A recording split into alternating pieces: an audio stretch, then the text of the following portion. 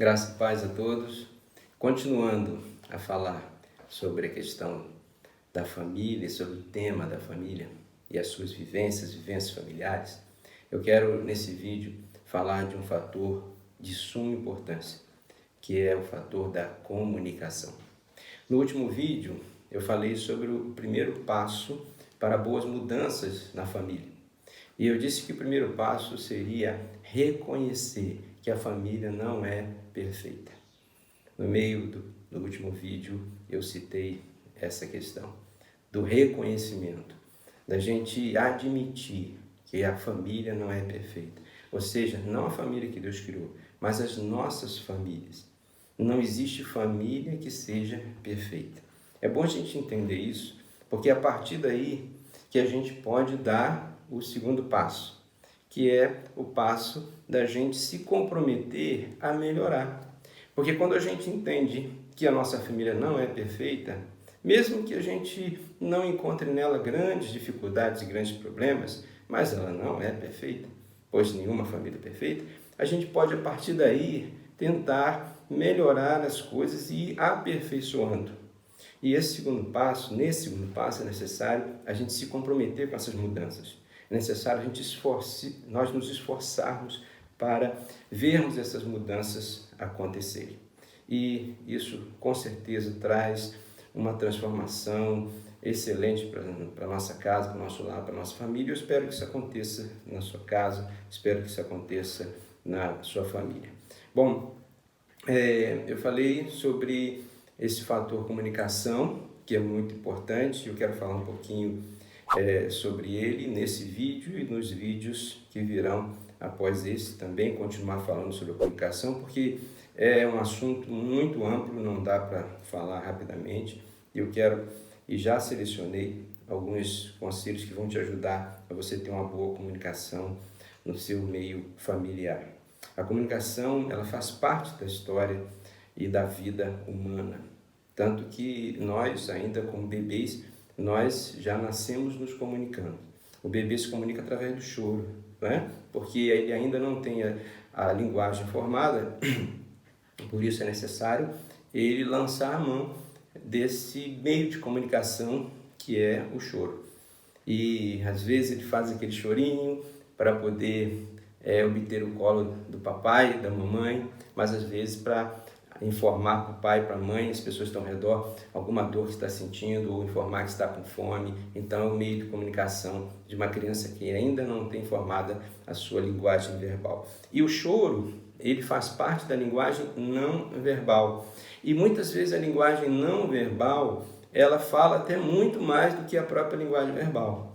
Que é a linguagem verbal? A linguagem verbal é a linguagem que a gente fala usando as palavras que saem dos nossos lábios. A não verbal, nela nós não usamos palavras, nós usamos outras coisas, como por exemplo gestos, movimentos, fisionomias diversas, né? Por exemplo, um dar de ombros, quando a gente faz assim, a gente está dizendo, olha, não estou nem aí, não me importo, né? Um piscar de olhos, um franzir de testa, simbolizando talvez uma crítica, uma censura, não é? O levantar de um polegar, dizendo, olha, tá jóia, é isso mesmo, tudo certo. Enfim, são partes e ferramentas dessa linguagem não verbal. Isso é linguagem não verbal. Um carinho, um abraço. E muitas vezes essa linguagem não verbal, ela fala muito mais de que a linguagem verbal. Então é importante a gente desenvolver os dois tipos de linguagem, tanto a falada, verbal, como também a não falada, através dessas outras ferramentas, como eu citei para você. Mas, mesmo sabendo que a comunicação faz parte da vida humana, desde bebê, mesmo que a gente não tenha palavras, a gente já se comunica, né? Mesmo assim a gente sabe que a comunicação não é algo assim tão fácil, né? Mas é importante a gente entender que a gente precisa se esforçar, porque para se comunicar bem. Por que eu digo que não é tão fácil? Porque não basta apenas a gente falar ou a gente ouvir. Na verdade, a comunicação ela vai além disso. A gente tem que ter bem certo e entendido dentro de nós que não só o falar, não só o transmitir uma mensagem é a comunicação, mas a nossa maior preocupação deve ser em fazer com que a pessoa entenda a mensagem que a gente está transmitindo. Senão, não há comunicação. E é justamente nesses maus entendidos, quando a mensagem não é bem entendida, que surgem os conflitos. E é aí que a gente precisa aprender e se esforçar para ter uma boa comunicação. Em Provérbios, capítulo de número 18, fala como o falar ele é importante. Olha só o que diz a palavra de Deus. Provérbios, capítulo 18, versículo 21. Diz assim, a morte, olha só, a morte e a vida estão no poder da língua, ou seja, no falar. E aquele que a ama comerá do seu fruto. Ou seja, aquilo que nós falamos, aquilo que nós preferimos falar, é aquilo que nós vamos viver. É isso que esse versículo está falando. E aqui, esse versículo está dizendo também como é importante o nosso falar. E a gente precisa entender que essa comunicação, ela está muito relacionada à estrutura de cada um de nós, né? Muitas vezes a gente esquece que nós não somos iguais, que nós temos personalidades diferentes, que nós temos um vocabulário diferente, que nós temos uma formação educacional diferente. Por isso, às vezes, aquilo que nós falamos e achamos que é uma boa maneira de falar, para o outro não é. Por isso que eu falei que a comunicação não é tão fácil assim de praticar no âmbito onde ela seja absolutamente agradável. Às vezes não será muito agradável, por isso a gente precisa ir aperfeiçoando.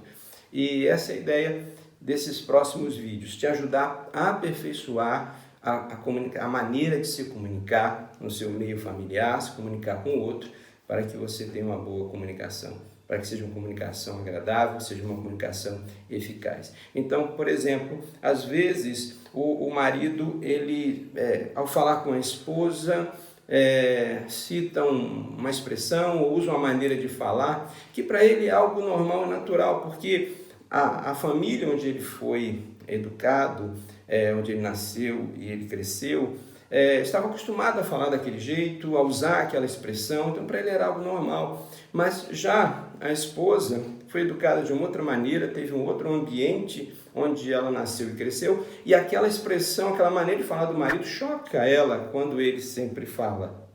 Então, nós precisamos entender que somos diferentes. E aí, num caso como esse, né, a esposa precisa entender que o marido, para ele, aquilo é natural e ele precisa aprender a modificar aquilo ali, a entrar em acordo com ela, para que ela não seja chocada com aquela maneira de falar. E o marido precisa entender também que aquilo ali machuca, aquilo pode ferir, aquilo pode criar até uma raiva na esposa e se esforçar para aprender a modificar. Então aí entra a questão do acordo, aí entra a questão da conversa, para que se chegue a esse acordo. Enfim, se houver um esforço mútuo, se houver um esforço em equipe, na família, consegue-se chegar a uma boa comunicação. Eu quero encerrar lendo um texto que está na carta de Tiago, muito interessante. Vamos lá. Tiago, capítulo 3, diz assim, do versículo 3 até o versículo 6. Ora, nós pomos freio nas bocas dos cavalos, para que nos obedeçam, e conseguimos dirigir todo o seu corpo, todo o corpo do cavalo. Vede também as naus, os navios, que, sendo grandes e levados de impetuosos ventos, se viram com um pequeno leme para onde quer que a vontade daquele que os governa. Para onde quer que a vontade daquele que os governa.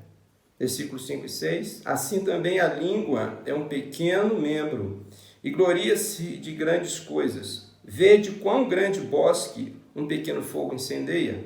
A língua também, preste atenção, a língua também é um fogo como mundo de iniquidade. A língua está posta entre os nossos membros e contamina todo o corpo e inflama o curso da natureza e é inflamada pelo inferno. Olha só, resumindo, aqui Tiago está dizendo que assim como os navios, eles podem ser grandes, muito grandes, mas o pequeno leme, quando ele é acionado para a direita ou para a esquerda, através de quem está conduzindo o leme do navio, ele é movido para a direita e para a esquerda só por aquele pequeno leme, pequeno em relação a todo o navio. Né? Uma pequena chama, né? Às vezes uma brasinha que é colocada, às vezes ali à beira de um caminho, numa graminha, pode incendiar uma floresta inteira. E aí ele vai dizer assim, a nossa língua, né? É um pequeno órgão em relação a todo o nosso corpo, mas se ela não for bem usada, for usada da maneira correta, ela pode incendiar todo o nosso corpo. A língua está posta entre nossos membros e contamina todo o corpo, inflama o curso da natureza e é inflamada pelo inferno. Então a gente precisa ter muito cuidado com a nossa maneira de falar, com a nossa maneira de se comunicar. Nos próximos vídeos eu vou trazer mais alguns conselhos para você poder melhorar essa questão da comunicação. Então, até o próximo vídeo.